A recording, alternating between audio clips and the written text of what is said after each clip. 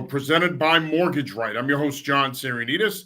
And as always, I'm joined by my partners, Kevin Stone and Adam Kirchin. And tonight, we are joined by Holy Cross head football coach Dan Curran. Coach Curran, good to see you, my friend. John, good to see you as always. I appreciate you guys having me. Well, thank you for taking the time. And before we get started here and we talk some Crusader football, I do want to remind our viewing and listening audience that if you are in the market to purchase your first home or purchase your next home, give Herb Devine a call. 781-254-2846.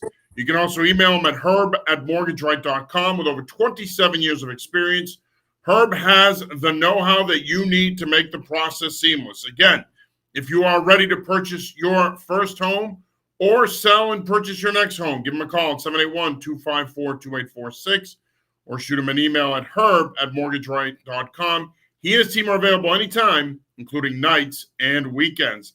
All right, Coach Curran, again, like I said, thank you for taking the time in. It's great to see you. How's it been so far? You got to Holy Cross right after the season. How has it been going for you so far? And then I'd like to get into some reflection on spring ball as well.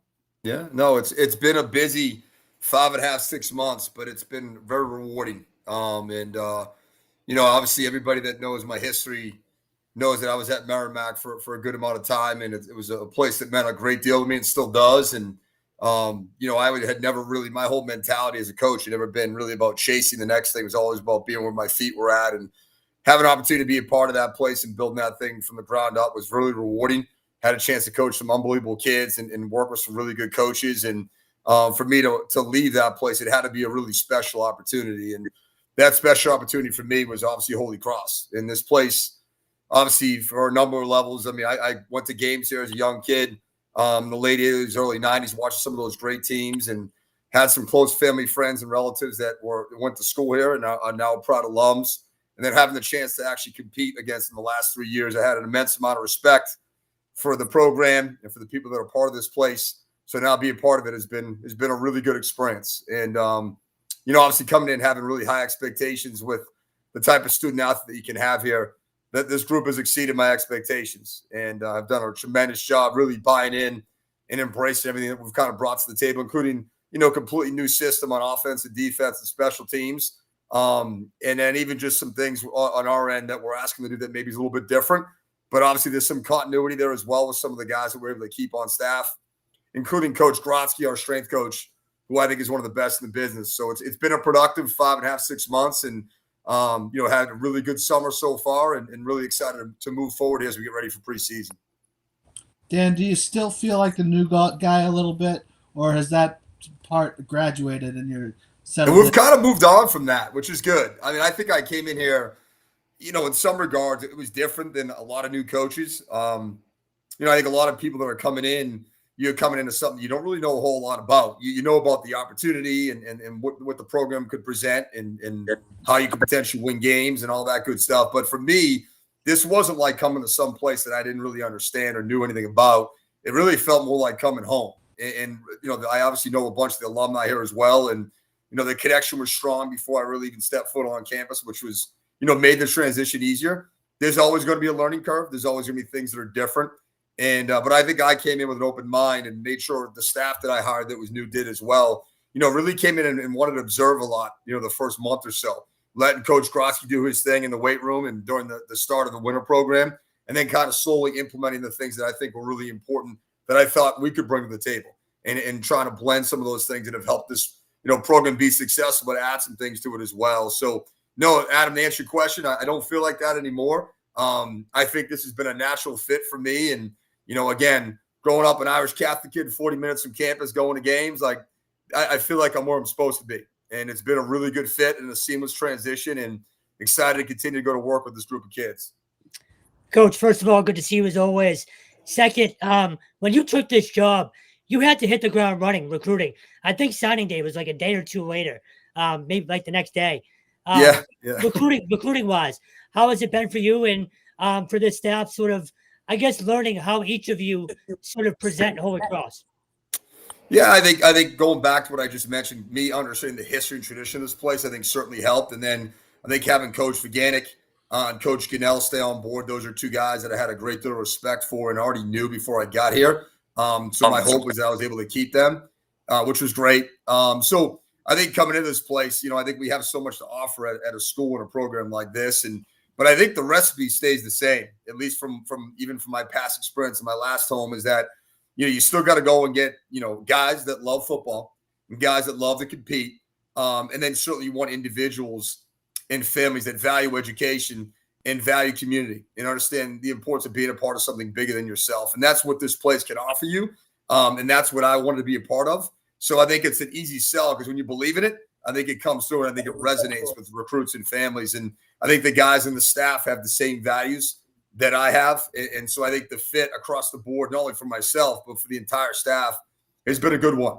Not only for the current players, but when we're dealing with recruits. And, in a short amount of time, we're able to kind of keep some guys on board that were committed from the prior staff with Coach Chesney's group, and then add some guys that I thought were some difference makers. And, obviously at the end of the day, some of those rankings they have, as whether it's Rivals or 24/7, at the end of the day, those don't mean a whole lot until you go and develop these guys and get them on the field on game day. But, we ended up between our early signing period in December and in February, I think the class was ranked the number 5 class in the country at the FCS level, which I think is the highest Holy Cross has ever had. So, I think that, what we're doing from identifying the right kids too, because I think that's an important piece. You don't just want talented student athletes. You want to bring in quality people, that fit the mission and the values of the school. And the kids are going to fit into our locker room and our culture. And I think because all these guys here are here for the right reasons and love this place, I think it's been an easy sell. And I think we've been able to identify and really bring in the right types of individuals, not just the right players.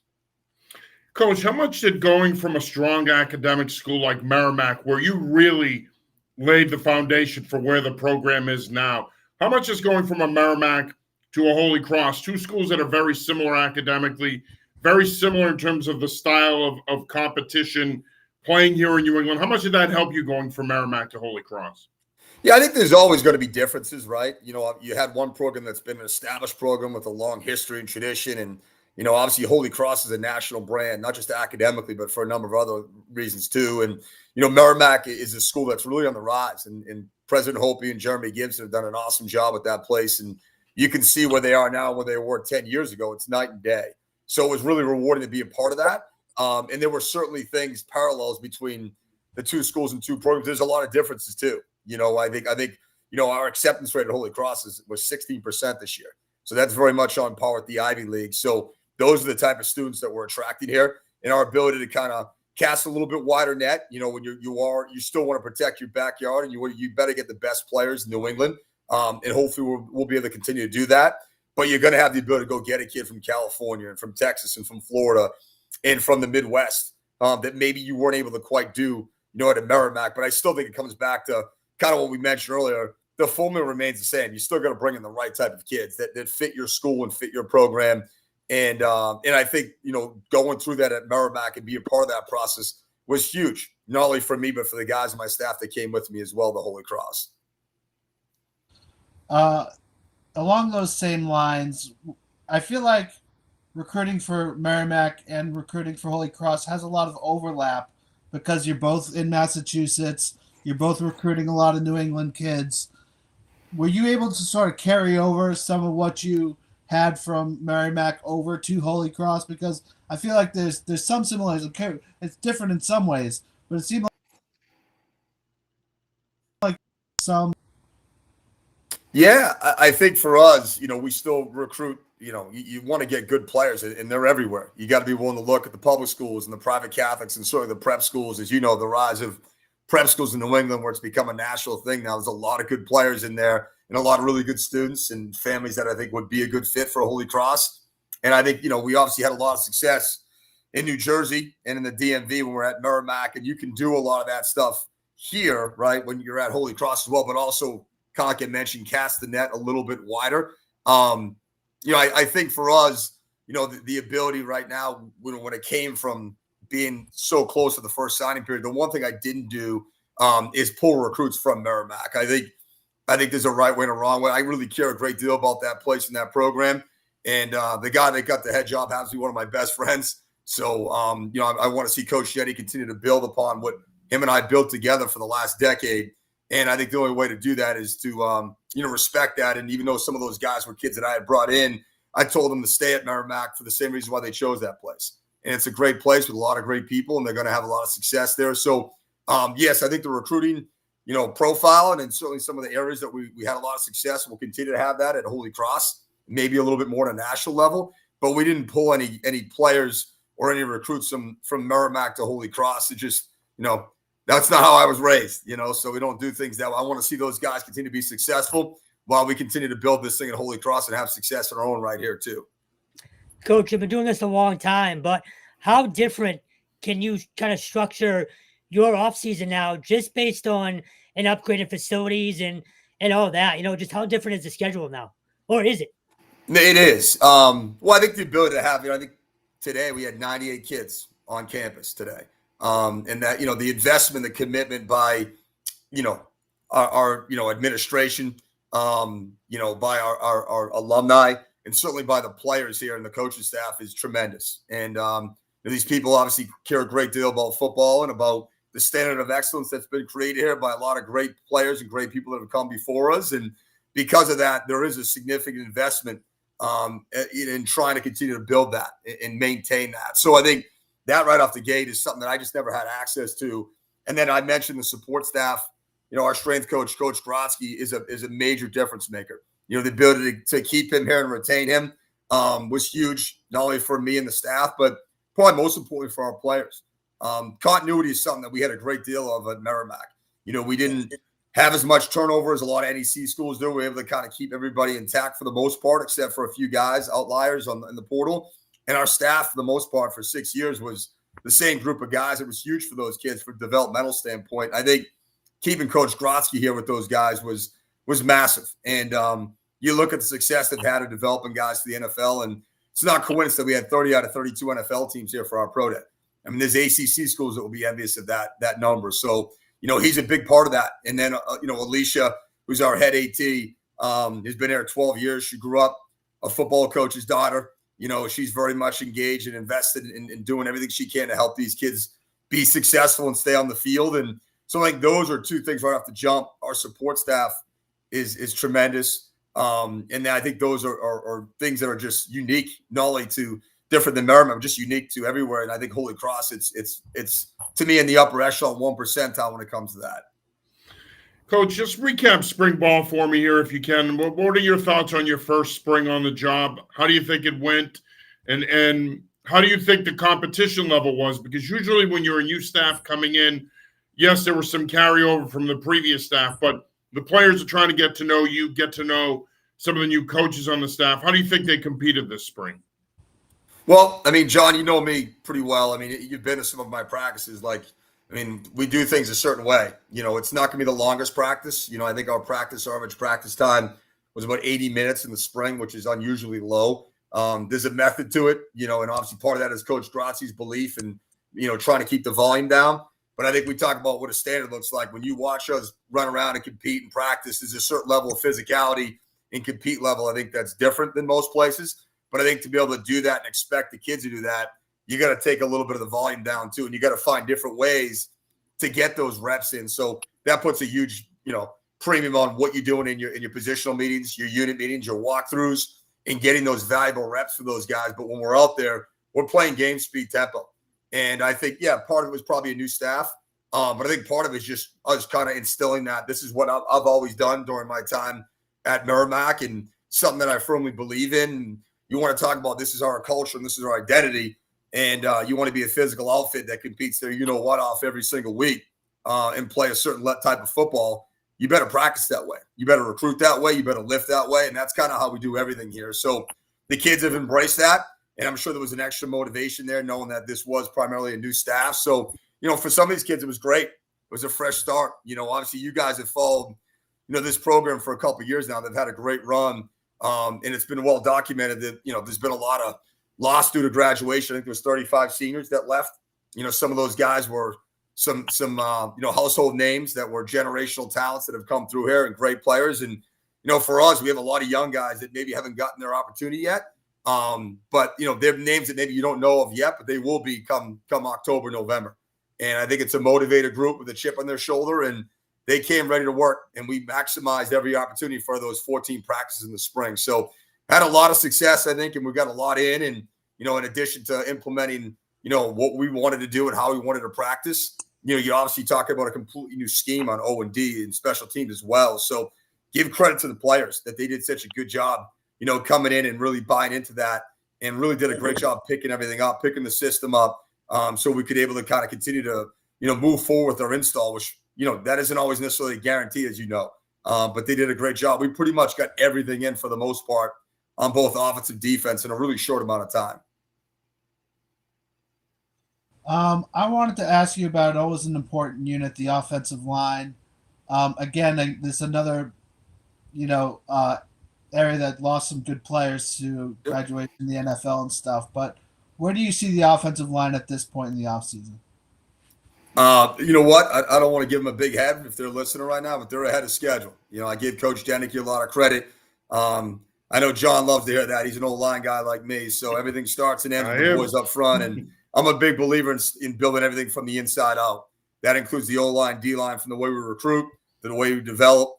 And that group has done an awesome job. And, yes, there's some guys in there that, maybe haven't played a crazy amount of minutes or snaps, but they've been in that room with a lot of really good players. And I think they understand what a really good offensive line unit looks like.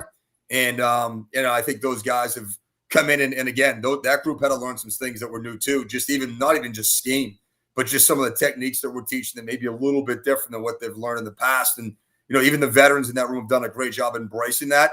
And we got some guys that I think, again, are going to be difference makers, in this conference that, haven't played a ton of snaps. And a couple of young guys that have really come along and had productive off seasons, both in the weight room and in those 14 practices in the spring. And we're expecting that group once again, even with the loss of, 4 really, really good players, to be the strength of this team. Coach, behind that offensive line, you have the luxury of having a guy in Joe Pazanski who has some experience and veteran leadership. So, yes, you lose Matt Sluka, but you have a guy who's kind of ready to go right off the bat. What have you seen from him just leadership-wise in the offseason? Well, I think the first thing that I picked up on, and you had mentioned, Kevin, I've been a head coach for 11 years now, and I don't think I've ever been around a player, never mind just a quarterback, who had the entire locker room behind him. And that was evident, the respect that they had for him, not only who he is as a player, but more importantly, who he is as a teammate, a leader. And, he came in and did a great job, and Coach Strezzer's obviously asked him to do some different things, even what we're doing with our progression and our drops and some of the things that he's teaching them, and completely new scheme. He's completely bought in. I think that has trickled down to the other players in that positional room and the other players in the roster. So he's done a great job. He, in his limited time of playing last year, I thought he played very well in the film that I watched and had some success in 2 big wins versus Fordham and Lehigh. So I'm excited for Joe. I think he's really earned this opportunity. And he has played well, in the spring, and has had a really good summer in the weight room and, with all the field work that we're doing with the wide receivers and the tight ends. But I think the thing that he's doing best right now is leading from the front and holding himself accountable to a very high standard. And I always say that, when your best players are your best people, you're usually in a good spot. And I think we have that, certainly the case with our 5 captains and a bunch of these other veterans here that have done a great job in the transition.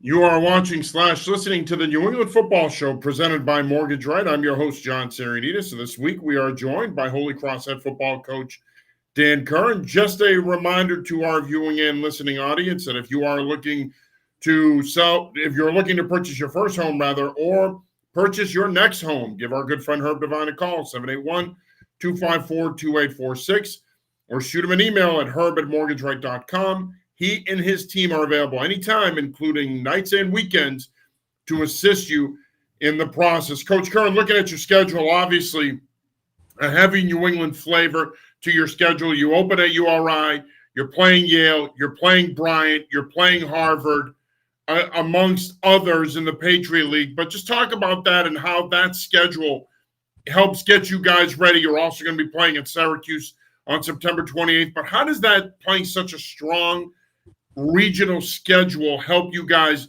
both in terms of playing an FBS opponent, but also Patriot League competition? Well, I think at the end of the day, I think the kids that are coming to Holy Cross are coming to compete against the best and play a national schedule and also play the best in New England. And I think, you look at this schedule top to bottom, it's probably, talking to our administration, it's probably one of the more difficult schedules we've had in quite some time here. And, as a program, we've talked about embracing that as an opportunity and a chance to be challenged every single week. And you look at, you got 3 CA teams out the gate, a couple really good upper echelon teams, and I think another one that's really on the rise right now, and a program that's doing some big things. And then you got the two of the best Ivy League teams, and obviously one that won the league last year, and one that obviously had some success for us last year and beat Holy Cross. So, and then you add in a Syracuse team that will probably, from a personnel standpoint, be one of the most talented teams they've had in a couple decades with what Coach Brown's doing with the transfer portal there. And I think the other piece is, any of you guys that follow the Patriot League, if you're kind of seeing where this conference is trending, it's very different than it was, 1 or 2 or 3 years ago, where it's kind of a 2-horse race. Those days are over. I think you're looking at, there was a lot more close competitive games last year, and it's not going to be 1 or 2 teams anymore. You're seeing 3 or 4 teams, and really everybody has an opportunity every single week to come in and win and compete for a conference championship. And I think that's something that we need to embrace. I think it can be a positive thing where now, like, when you win in the Patriot League, and you potentially can win a championship, it's going to mean a whole lot. I think the strength of schedule in this conference has changed dramatically over the last 2 years. I think it's going to be a positive thing. They're going to be adding Richmond in, obviously, the following year. And then you look at us compete against, some really good CA teams and some top-notch Ivy League teams and, a very good ACC team. I think all those things bode well. And we know that we're going to have to earn it every single week. We're going to have to bring our A game. And if we don't, right, we're not going to be where we want to be. So I think the opportunity you get 12 cracks at it against a really competitive schedule, it's going to force us to be on our A game. And I think it's really motivated this group to have a great offseason, and they've done that so far. Hey, just as a side note, Dan, how much does playing a URI, playing a UNH, playing a Yale, a Harvard, a Bryant, how much does that factor into recruiting? How much does that help you guys in recruiting? Because you're going to recruit against those schools. I mean, they're in your region, but you mentioned the CAA. While the academic standards might be a little different, you're still recruiting some of the same kids. How does playing such a strong regional schedule like that help you in recruiting?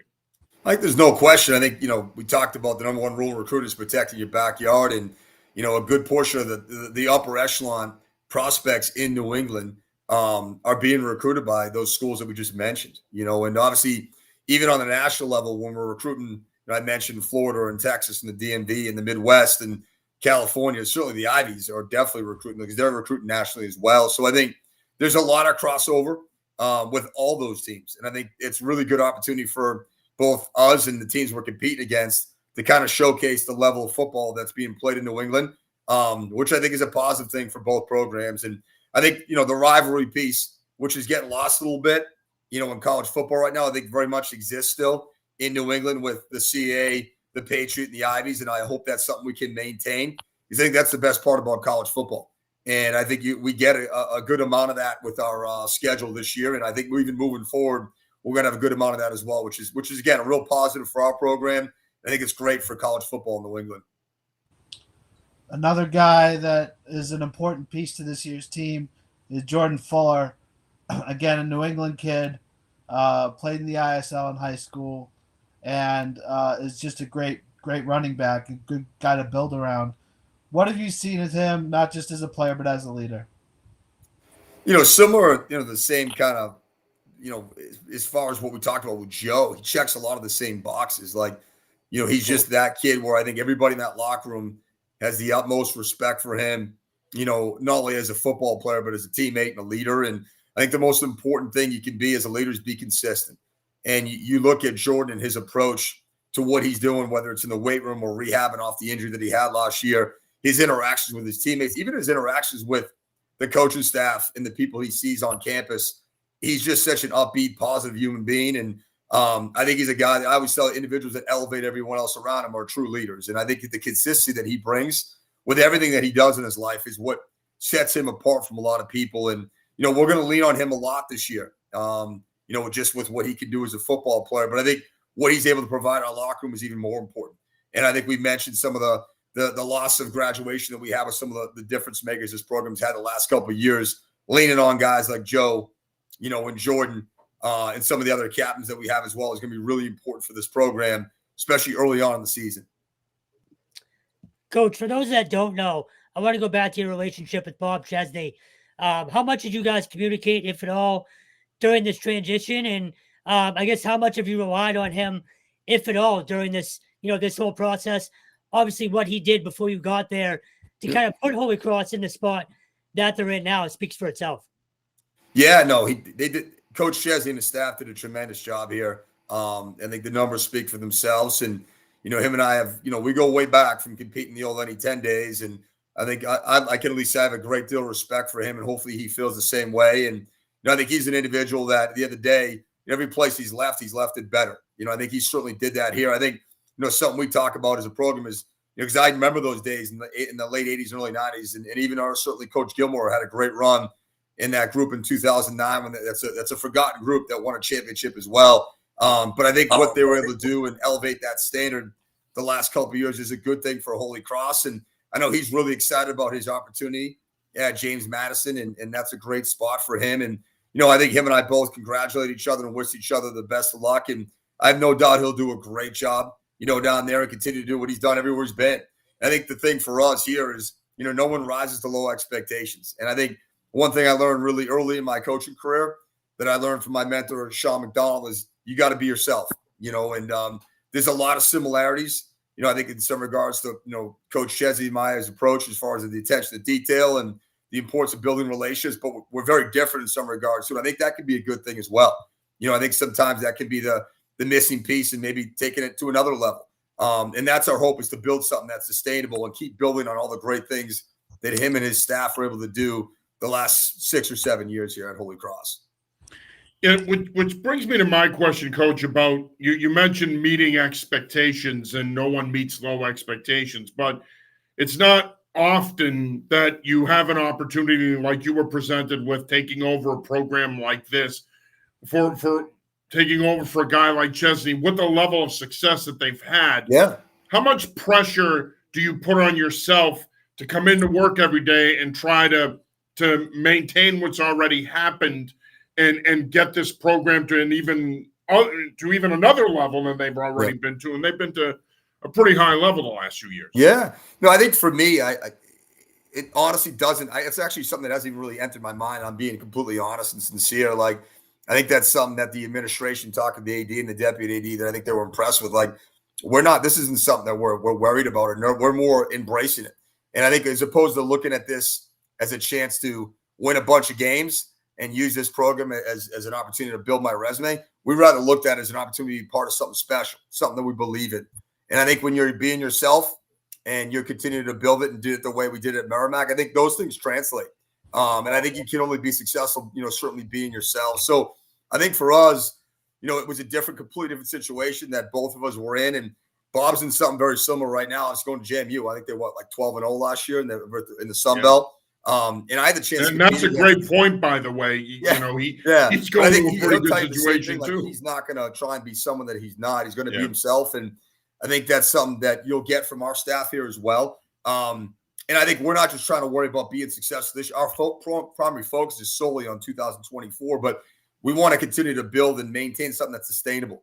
And I think that comes through by being authentic and being genuine and continue to be consistent with our approach in recruiting, with how we develop guys and the relationships that we build in this building, not just with our players and our staff, but everybody we come in touch with on this campus. And that's something, we were able to have success with at Merrimack, maybe without some of the bells and whistles and resources that you have here. But it still comes back to bringing in quality people, developing great people, being loyal, being committed. Those things translate wherever you go. So that's really something that we don't even talk about. And quite frankly, like, this is different. We talked about the loss of, graduation, 35 seniors and some of those household names. Like, this is a different team. It's a different schedule. It's a different conference than it was 2 years ago, right? It's not like, hey, you beat these guys and you're in a good spot. It's like, you got to bring it every single week. So this whole path for this group and this staff is very different. We certainly can continue to build off the great tradition, not only of the last 5-6 years, but those teams, that 2019 and those teams in the mid and early 90s and late 80s, like, and those teams that were really successful and that's been built in the long history tradition of this place. Like, those are all things we're going to look back at and kind of understand that, like, we have a responsibility that we got to live up to. And that standard of excellence you heard me mention earlier is really important here. It's not something that just regards to what we're doing on the field, but how we're doing, how we're conducting ourselves on campus, how we're handling ourselves in the classroom. It's something that our alumni and the student athletes in this program take a great deal of pride in. And that's really where our focus is. That's really what we can control. And that's really our primary focus. And I'm sure Coach Shez would probably tell you he's doing the same thing down in Harrisonburg, Virginia. I'm curious. We've dealt with the Holy Cross fan base a lot, and they're very passionate. They really support the team on game day. How's it been interacting with the fans and the alumni here? It's been tremendous. The reach out and the engagement by them, my first, week in the job was overwhelming in a good way. I expected it, just kind of growing up, following this program and having family and friends that have, went to school here and now that are proud alums. But it was overwhelming. And honestly, the thing I think that's unique about this place is it didn't stop after the first 2 weeks. I could argue the engagement now is as strong as it's ever been, especially with us doing an official visit next weekend and our guys being back up here in the summer. And we just had an alumni golf outing last Monday, and the place was sold out, I think, like a week or two in to us doing that. So I think that's what makes Holy Cross different. I think our investment by everybody on this campus, from the faculty and the staff, the administration, our student body, and our alumni, I think is unique. And I've never been around a group of people that are as passionate and as invested as people are at Holy Cross. And I think that's what makes this place special. Coach, you mentioned Sean McDonald earlier. One, what did he mean to you in your career? And two, your home opener is against UNH. When you think about what that day is going to mean to you at Fitton Field, just, I guess, kind of talk about that a little bit. Yeah, Sean McDonald, I think anybody, to know him is to love him. I mean, if you've met the guy and you've been around him, we mentioned earlier the important piece. I think, when you're in our industry, is you got to be authentic. You got to be genuine.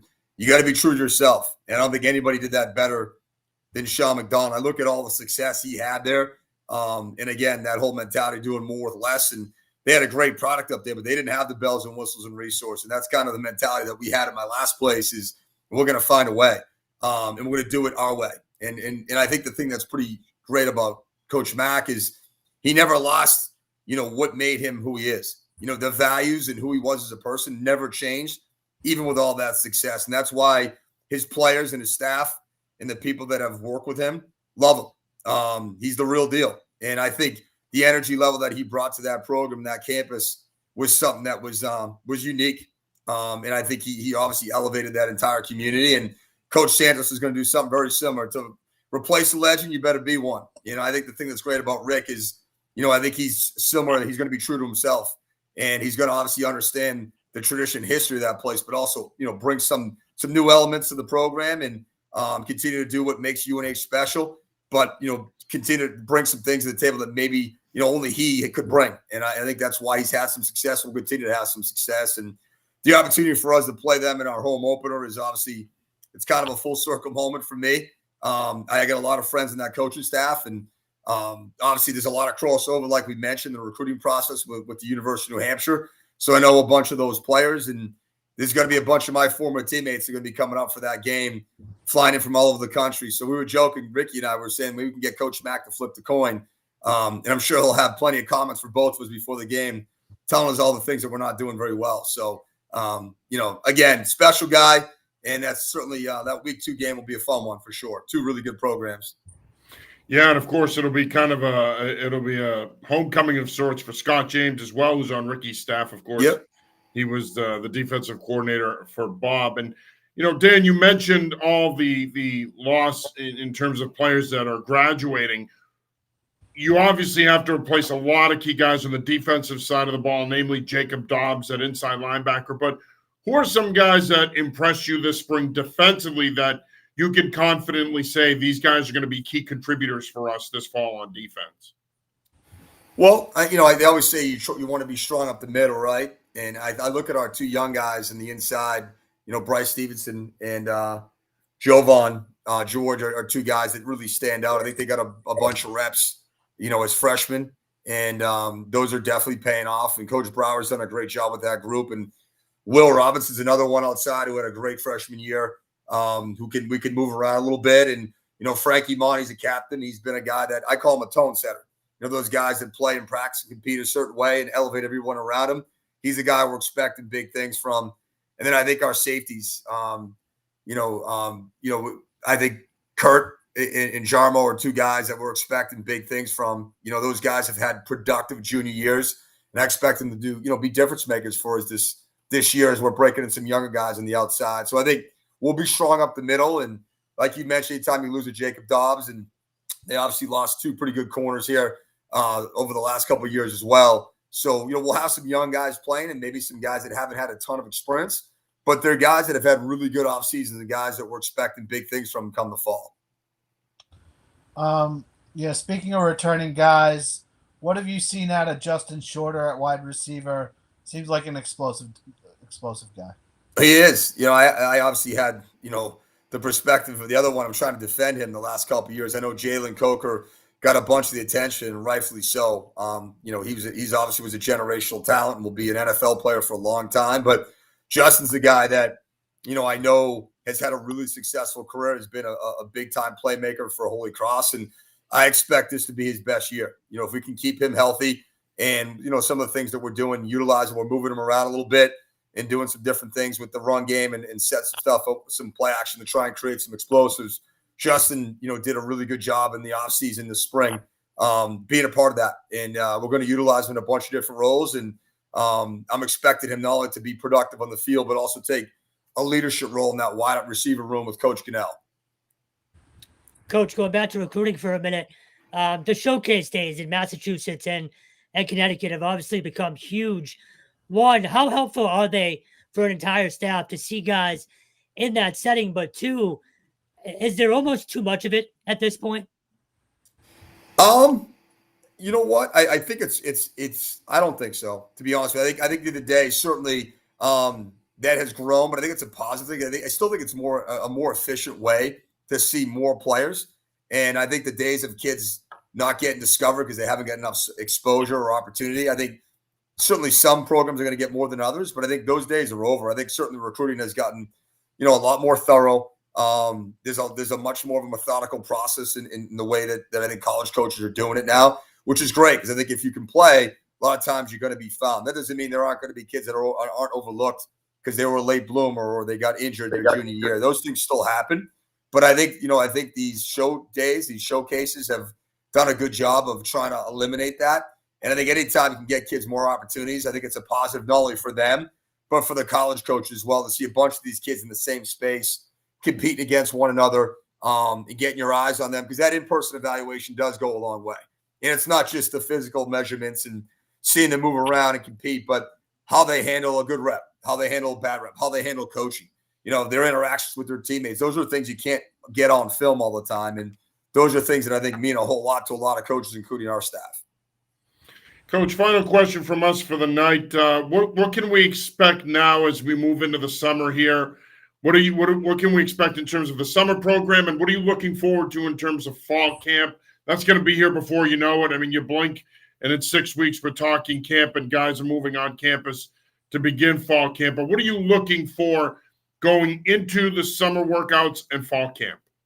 Well, I think the first thing is obviously you want to physically prepare these guys and mentally prepare them to get ready for a college football season. We mentioned the difficulty of the schedule. We're kind of at the gates that you're going against a really good team in the University of Rhode Island. Coach Fleming's done a great job with that group, and they always have talented, skilled guys. So we expect that to be a big-time challenge at their place week one. And so I think getting those guys ready physically and mentally, and I think no one's better to do that than certainly Coach Grotsky. So we're lucky to have him, and this group's going to do a great job, doing that. And I think the other piece, which is a big thing, an important one I think that's often overlooked is, continuing to get those reps, with these walkthroughs and these positionals and these unit meetings. And in the past, it used to be just talking about getting those young guys, giving them a chance to actually compete for playing time.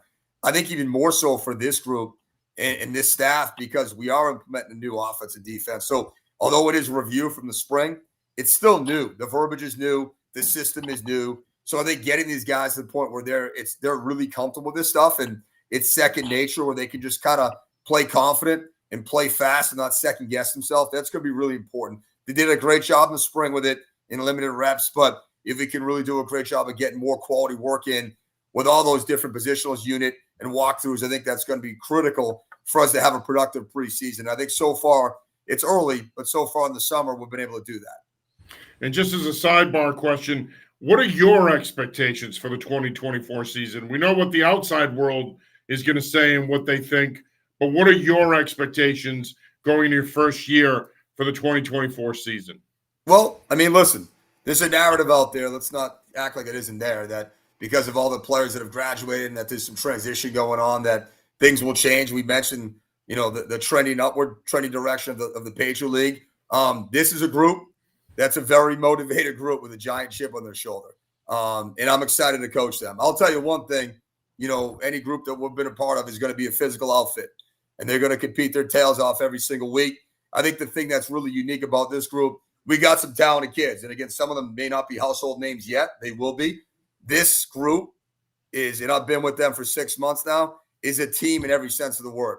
You can tell these kids, number one, we mentioned they love football and they love to compete, but they love each other. They love being a part of this program. They love Holy Cross. And I think at the end of the day, and what I believe is the ultimate team sport in football, that's going to be our edge this year. This group's going to play for one another. And I think it's going to show on Saturdays in the fall. And I'm really excited to work with this group.